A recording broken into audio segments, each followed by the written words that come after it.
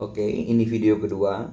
Jika sebelumnya di video pertama ada 5 hal penting tentang TKA, yaitu saya rangkumnya. Yang pertama, bahwa nggak ada kaitannya dengan kelulusan.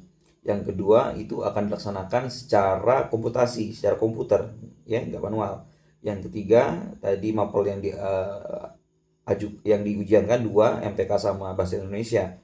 Ya, yang keempat, kisi-kisi yang dalam TKA itu tidak semuanya yang sudah dipelajari di proses belajar mengajar sebelumnya, malah ada yang baru muncul. Yang kelima adalah soal di TKA berbeda sekali dengan ujian pada umumnya. Tapi di TKA lebih kritis, lebih mendalam. Jadi kita dituntut benar-benar mampu berpikir secara kritis. Oke, yang keenam yang harus dipahami bahwa kenapa ya harus adanya TKA? Kenapa nggak dengan ujian sekolah aja cukup? Jadi bahasa simpelnya begini, TKA itu adalah nilai murni dengan standar yang sama. Saya ulang sekali lagi bahwa TKA ini adalah nilai murni. Murni hasil pengerjaan anak itu sendiri. Betul-betul murni. Dengan standar yang sudah ditentukan oleh penyelenggara.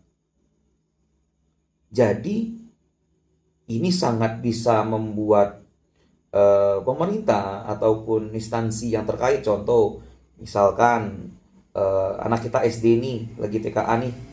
Nah, nanti dari hasil sertifikat TKA itu sekolah SMP-nya berhak untuk menggunakan lampiran sertifikat TKA itu untuk menyeleksi atau menjadikan itu rankingan yang mana yang didahulukan untuk diterima ataupun yang akan tereliminasi. Itu bisa.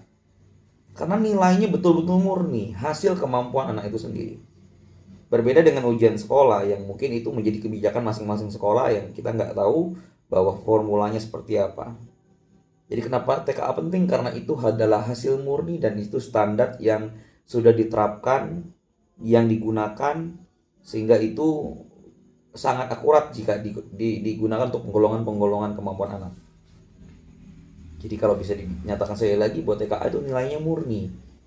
Memang nggak pengaruh dengan kelulusan, tapi itu sangatlah bisa kita gunakan untuk menentukan bahwa anak kita berada di level-level mana. Dan sedikit informasi yang harus saya sampaikan, TKA, SD, dan SMP itu memang akan diselenggarakan di awal April. Tapi sebetulnya TKA yang untuk SMA, SMK itu sudah berlangsung dan sudah ada hasilnya. Dan harus Bapak Ibu ketahui dan peserta didik ketahui, ini data boleh dicek ya, bahwa keberhasilan TKA untuk SMA dan SMK, saya bacakan ya, untuk rata-rata nasional, berarti seluruh Indonesia. Di SMA SMK itu ada tiga, ada bahasa Indonesia ya, ada MTK, dan ada juga bahasa Inggris. Kalau ada yang lain silakan koreksi ya. Jadi rata-rata nasionalnya bahasa Indonesia tuh 57,39.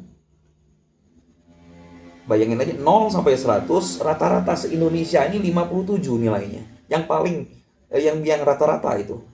Terus kalau yang MTK 37,23 itu rata-rata. Dari 0 sampai 100 dapatnya rata-rata 37 se-Indonesia. Dan bahasa Inggris 26,71. Jadi nggak ada yang lewat dari 60. Ini kalau bicara bahasa kitanya, ini raport merah sekali. Jadi tentu ini harus kita pahami dan kita harus ketahui. Kita lanjut ke video ketiga.